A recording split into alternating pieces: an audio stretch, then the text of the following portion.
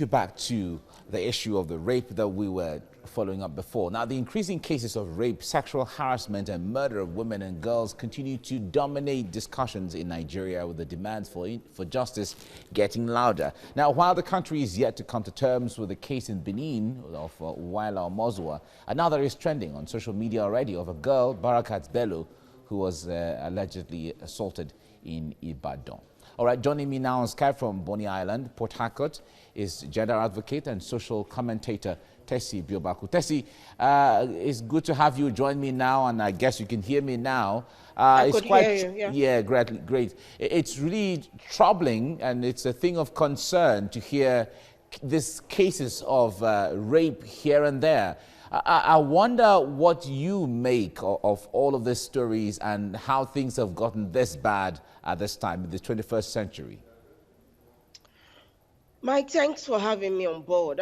It's very annoying. First, my condolences to the families, because it's not easy losing a child, and you know, the way the children were lost is a very sad one. I don't understand why our society has gotten to this point, but we need to take care of the things. I mean, why would the girl child now live in fear wherever she goes to? The girl child life matters in this country. I'm not saying that the boy child life does not matter, but then I think we need to take it back.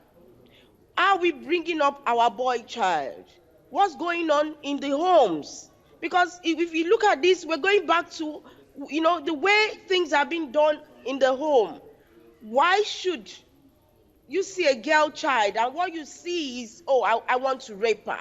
Not just to rape her, but because you want to keep it quiet. You kill the girl child. You know, Uwa's case in the church is not because, oh, she died in the church. It was more like, oh, this could be a safe place for me. Then why can't I be safe anywhere I am? I don't need to be safe just in the church. I could be safe anywhere. So we must start knowing that, you know, psychologically, emotionally, where did we get this wrong? Beyond the rhetorics of saying the women, oh, we will look out for our women and all that. How are we doing? What are we doing to take care of these measures? What are we doing to take care of, you know, the police force? That naturally, when any incidents like this happen, that's where you gravitate to go to say, okay, this is what is happening. What is going on? What kind of culture are we embracing now?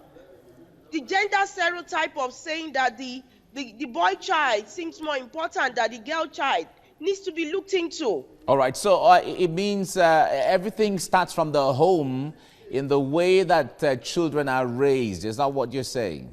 Yes, it still boils down to the way the children are raised. Because at the end of it all, there are boys that are being abused as well. 1 out of 3 boy child had been assaulted. 4 out of 6 girl child had gone through molestation one way or the other, right from the age of even 4 and 5 years old. It's a sad thing, and we need to stop it. The rules, the rules we need strict rules. If it has to be the death penalty, then so be it.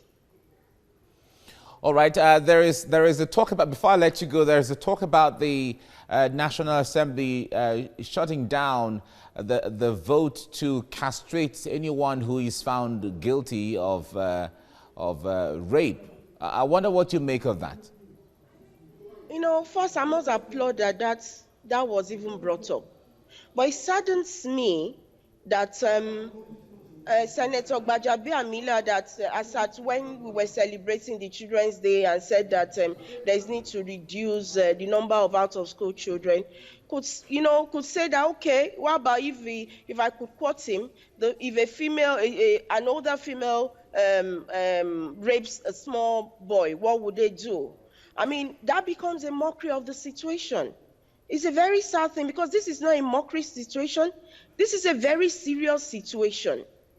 I can't imagine what the parents of these children are going through. You've snuffed out a life, the future of this child.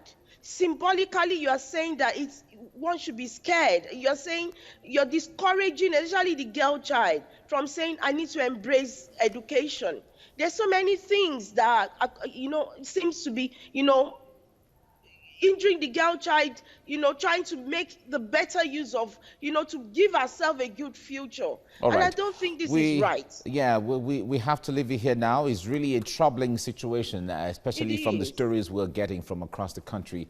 And we hope the authorities, when it comes to the laws and policies, and then the police, on the other hand, will be committed partners in putting this to an end. Thank you very much, Tessy Biobaku, for your time on the program. The increasing cases of rape, sexual harassment and murder of women and girls continue to dominate discussions in Nigeria, with the demands for justice getting louder. Now, while the country is yet to come to terms with the case in Benin of Waila Mozua, now another is trending on social media of a girl, Barakat Bello, who was allegedly assaulted in Ibadan. Joining me now via Skype from Bonny Island, Port Harcourt, is gender advocate and social commentator Tessy Biobaku. Tessy, we're glad to have you join us now. Now, the voices against rape and all sorts of domestic violence has been loud in the past few years.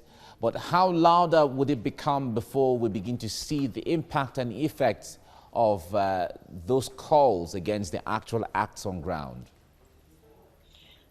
Thanks for having me.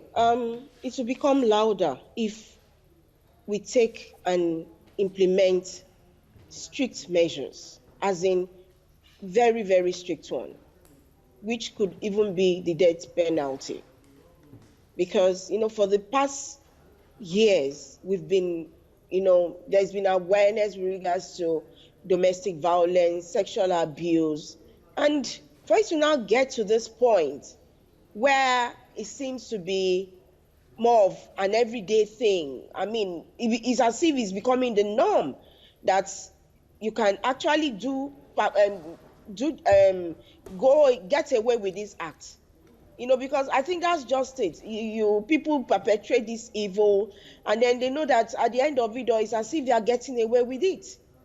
So we need to get people and make sure that they face the consequences, really. In this situation, I'm sorry, you get to that point that you are so upset, you're caught up with that emotion. I mean, that's what I believe everybody, including the men, the women, are going through right now. Just when we were talking about Uwa, about Tina, about Jennifer, the next thing is Barakat. Now, you see some very sick people, because I don't know how to term them, saying, oh, probably it was the way she was dressed. Maybe it was the way she walked. Barakat is a Muslim girl. She was not even anywhere. She was in her home. And this kind of situation had happened some years back, where a girl of about 14 years thereof was also killed, raped in her home. The mother had gone to work. I know it was carried, and the newspaper carried it. People talked about it, and it just went like that. I think we need to do more. We need to come together and say, what can we do? And that's why I was not happy with yesterday when you had this bill being passed about, okay, let's have whoever indulge in rape should be castrated. And then it was mockingly just thrown away. It's not right. This is a very serious situation.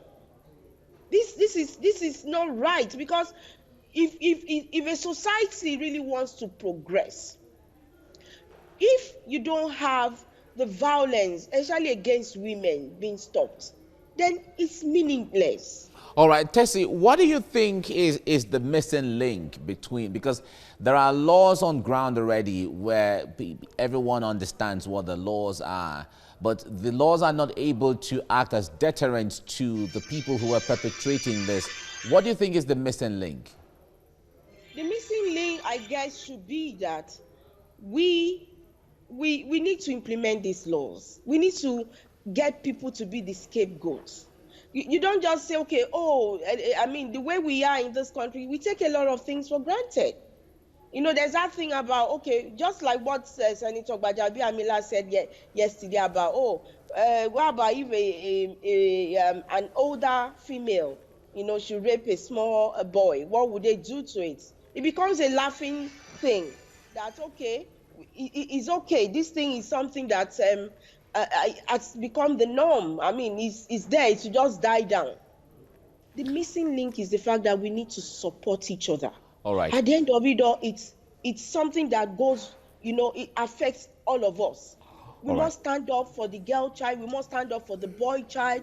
As a society, we must collectively know that it is our prerogative that we must keep each other safe.